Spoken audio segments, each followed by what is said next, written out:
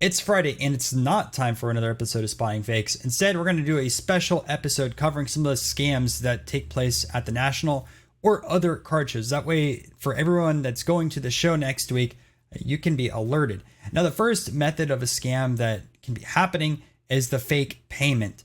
And what someone will do is say they sent a payment or show you a screenshot on their phone that says sent X amount of dollars to a PayPal account, where it's not your PayPal account.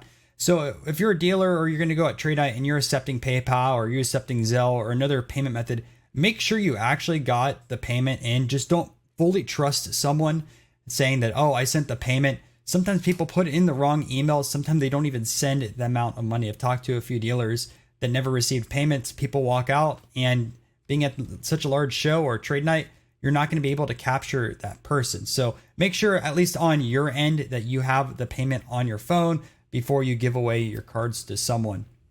Number two, obviously with spotting fakes, tell you about fake sports cards.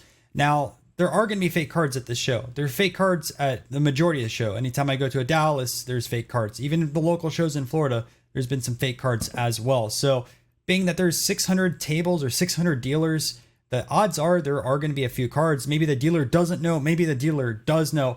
We won't know that information. However, I want to give you guys the ammunition so that way, if you go around the show, you don't buy a fake sports card. Now, I have tons of videos on the channel showing you the differences between a real or fake, and also have my book Spotting Fakes, so you guys could read over those resources before the show.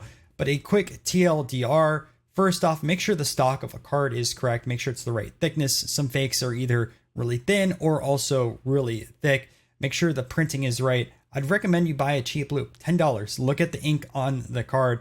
If you're going back in the vintage time of things, the printing process in the early 1900s or the 50s and 60s, completely different than today. So if you see modern printing techniques applied to vintage cards, stay away. And again, I could talk so long about counterfeits, but I have all those resources available. So watch a few videos, you'll learn a little tips and tricks. Also, on the lines of that, altered cards. People are going to pass off altered cards again at trade night or also at the card shows. So a few different types of alterations to be careful of. First off, the most common one across the hobby throughout its history is trimming. So if you're going to spend like $250 plus on a raw card, take a look at it, especially if it's on the vintage side of things. What I'd recommend really briefly is measured up. And I know, guys, it's not perfect. There are trimmed cards that will measure up correctly because manufacturing defects, sometimes they have cards that are too large. Also, on the other side of things, there are cards that are going to be too short. A lot of grading companies now just label those as authentic, even if they weren't trimmed. So if card's short, probably recommend staying away for it. Some exceptions, right? Some T206s and stuff like that. And cards are full of exceptions. But in general, try to measure up your cards. Also, what I'd recommend if for the altered state, rub your hand or rub your finger across the edges. Make sure they feel all the same. And you can also use a loop as well. You can take a look at the cuts. If one cut of a side looks a little bit different, I'd be weary buying that card. Recently saw a Wayne Gretzky rookie that was altered, and the reason is it was an O-Pee-Chee. One side was completely flat under a loop where the others had craters. So kind of know how these cards were cut, and you'll have that knowledge. Other thing too is look at the ink on the card.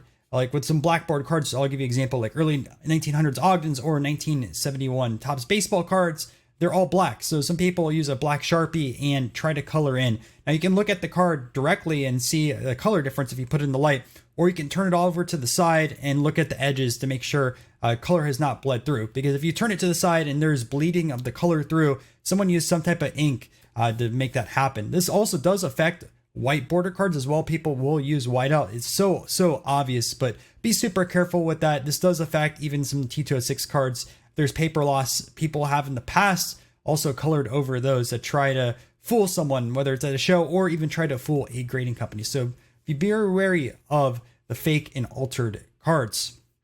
Also, with the comp side of things, there's two different scams that could happen on that. Number one is the no comps. Someone will try to sell you a card and say there's no comps at all and give you a ridiculous number.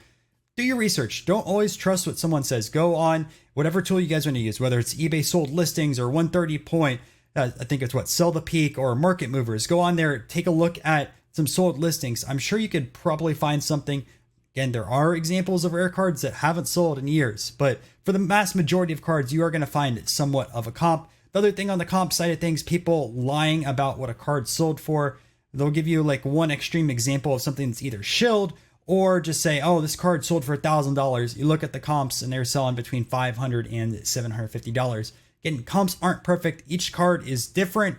However, like if someone's really, really over on that side of things, be very wary because they're trying to take money out of your pockets to spend at other people's booths or also make deals at trade night. Don't let anyone borrow money from you. And there's a few reasons why. Now, if you know someone outside of sports cards and you're buddy, maybe there's an exception for that. But if it's just another person that's walking through the floor or someone that you slightly know, I don't recommend doing that. Again, you're at a super large show, so good luck running into that person again. But you also have the things of like, it's in the middle of a casino as well. There are people that gamble and are addicted to that. So they might take your money and go to the casino and spend it. So be very careful what you do with your money at the show. And my last tip is to be careful with the autographs there. If you're buying anything, make sure it's authenticated, whether you use PSA or Beckett, JSA. I think those are the main three. There might be another one, but I'd recommend sticking to those three brands.